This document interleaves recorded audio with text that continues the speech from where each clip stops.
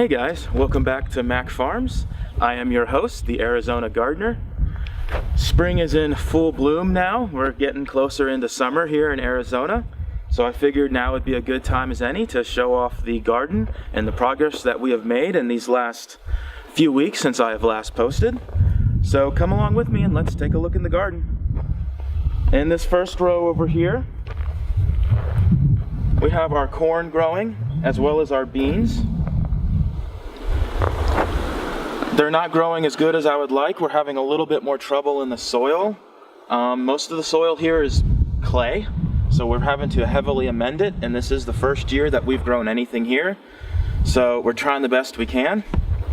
Some of our corn isn't looking too badly though. These are about 4 or 5 inches tall now.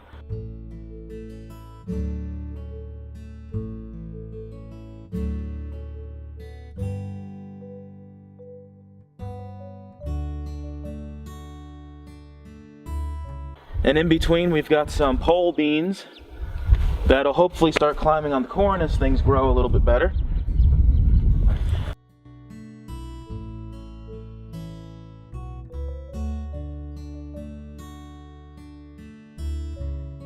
Next row over we have some bell pepper plants. We have a whole row of bell peppers.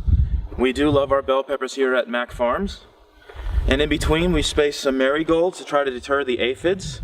We've already had problems with aphids, so anything we can do that's organic and natural to help keep away the pests is definitely welcome here on Mac Farms. I do not like using heavy chemical pesticides of any sort. I like to try to stay as organic and natural as possible, because after all, we are the ones eating it.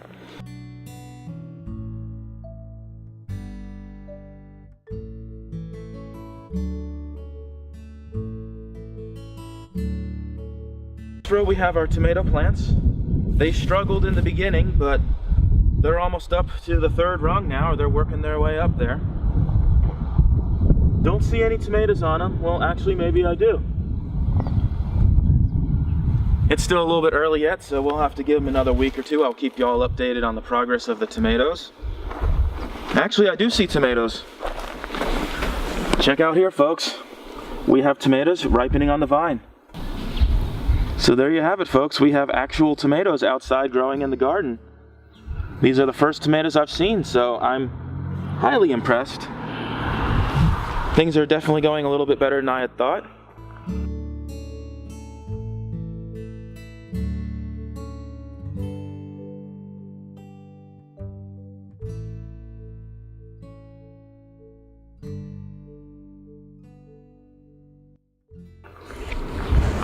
It's a little wet out here. We just finished irrigating today. It's very important that you have a reliable watering system, because coming out here and watering everything by hand can be a very big chore, so drip irrigation is very important. But finally, in the next row we have some cucumbers. They're definitely struggling. We lost quite a few at the end. What happened was they just don't like this clay. They're having a really difficult time in this soil. And not only that, within 24 hours, we had a big infestation of aphids and white flies. And I didn't catch it till 24 hours later, and by then, most of the damage was done. I did follow up with some neem oil and some organic pesticidal soap that got rid of most of them. I don't see a whole lot of pests on here. I might need to come back in and spray again, but they seem to be recovering nicely. I just wish they would start climbing a little bit better. We're gonna have to probably help them along. So I'm gonna get some string or something of the sort once they get a little bit bigger and tie them up to the fence. Anyway guys, that's pretty much all we got going out here in the field so far. Let's go ahead and walk up closer towards the house. I have a bunch of plants growing in containers that will eventually be transplanted into the ground. Anyway folks, we have the rest of our tomato plants here that have yet to go into the ground. They're already starting to produce fruit as well. But as you guys can see, they're doing quite nicely in these 1-gallon containers. They're not doing too bad at all. They will be transplanted into the ground shortly. So stay tuned for a future episode on that.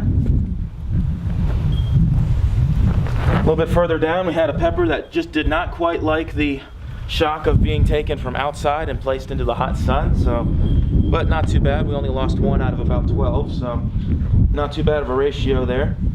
Next we have our zinnias, which unfortunately are just aphid magnets. These don't seem to be too badly covered, but you can see the bugs have been picking on them a little bit. And then we got one more marigold down here that has yet to find a home, and the world's ugliest spinach. I've never grown spinach like this before. But that about covers the outside garden. Let's go ahead and go on inside now. I have a whole room dedicated to an indoor garden. I'd love to show it with you guys, so let's go on in.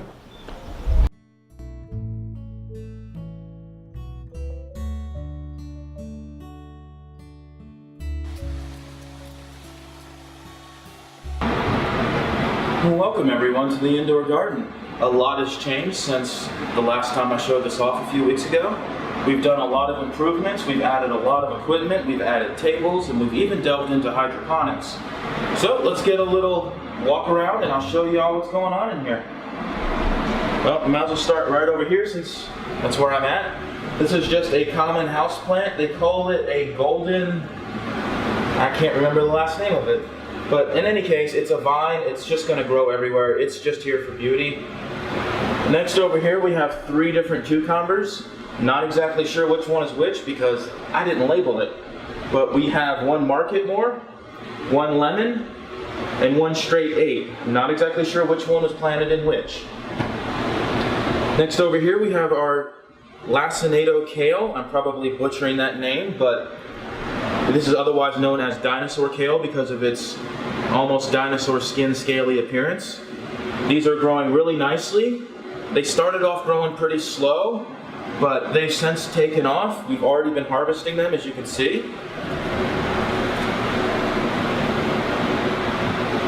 Next over here I have one of my bell pepper plants.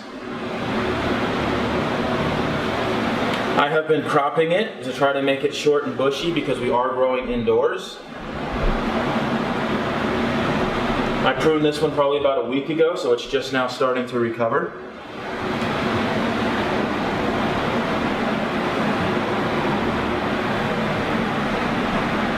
Next over here we have a strawberry plant that's been doing quite nicely. If you want to get over here, I'll show you the strawberries on it. They're not the prettiest little strawberries in the world. They're not the biggest strawberries in the world, but they're my strawberries. So I'm looking forward to that here in the next couple weeks. Next we have our first 2 hydroponic units. This one is the Butter Crunch lettuce. I'm growing 2 per cube, and I'm going to thin them out to the one strongest one when they get a little bit bigger. And over here we have the green ice lettuce. I love my lettuce. I eat a salad every day, so lettuce is very important to me. But I'll update you guys on these as things progress, and I also will have in a future episode how to make these hydroponic units. They're quite simple, they're not expensive at all. Very easy to set up. I went the extra mile and got a pump to turn this into deep water culture, but you don't even have to do that. You can simply just run these with a hydroponic solution and run them off of the crab key method. Definitely be talking more about crab key and deep water culture and other things like that in future episodes as more of the garden gets transferred over to hydroponics. Next we have our little herb tray here. This is Italian parsley. We have a sweet basil, and unfortunately my chives never came up, so I'm suspecting the seeds are dead. It's been about 2 or 3 weeks now. And of course the grow room would not be complete without some sort of beautification and flowers. I like flowers, you know, they look really nice. You put them around the house when guests come over, and yeah, they look nice. We have a moss rose here. It's finally starting to bloom. I really don't think this is a very pretty plant, but the flower's pretty nice. And here we have our zinnias. This is begging to be transplanted. We got 4 huge zinnias in a 1-gallon container here. The only reason they're doing this good is because I'm feeding them hydroponic solution, so that's basically what they're living off of.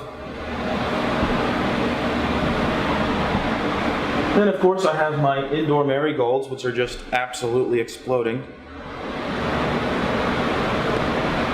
They add a nice little sweet aroma to the room, and they deter aphids and other bugs. Nematodes and mealyworms and things like that do not like marigolds. Of course, we're not planting in a bed here, so we're not getting any of that kind of benefit, but they are pretty.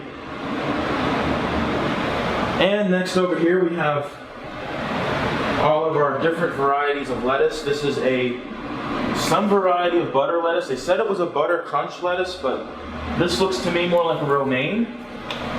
But it has the texture and flavor of a butter lettuce, so it's really quite interesting. And right next to it we have one that we picked on and we ate, and we got a strawberry runner growing in it. We ate this one a couple days ago, and within 24 to 48 hours under these lights, it's already putting out new leaves. So we're getting pretty high efficiency on growing things like lettuces and kales around here, which is saving us a lot of money at the grocery store. Next over here we have our two giant green leaf lettuces. I would have harvested these about a week ago, but like I said, I have so much lettuce, I'm having trouble eating it all. And here's another butter lettuce that we are regrowing here. So you can harvest these and let them grow and come back and eat them again 2 or 3 times before they bolt. For instance, this is my little experiment to see how many times we can actually do that. We've harvested this one 4 times now. This will be its 5th time. And it still hasn't bolted, but as you can see, after so long, the leaves become smaller and smaller, so this is probably going to be thrown away after this next harvest. But it just goes to show you how far you can take lettuces before they bolt or they don't produce anymore. Next we have another one of our peppers with my extreme manicuring. But you can see how many branches this is shooting out now, and it's going to have a nice thick stalk.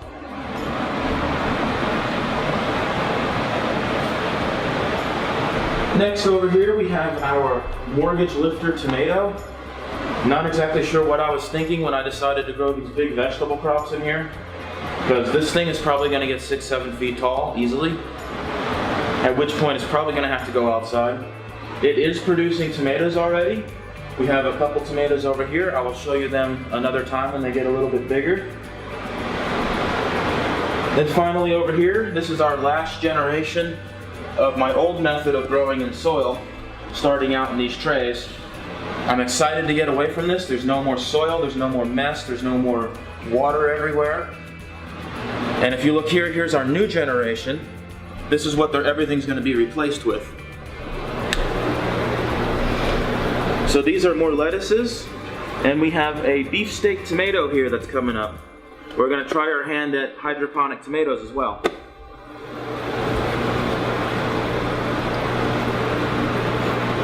Go ahead and give you all a sneak peek. See if we can see any root action going on down here yet. Yep, you can see a couple roots here. And there's one in the back. So we're having very good success with this hydroponic method. It's very simple, very easy to set up.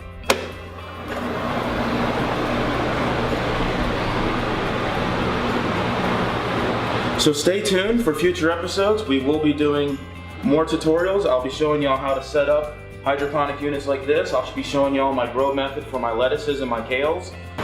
So thank you everyone for joining me on this garden tour.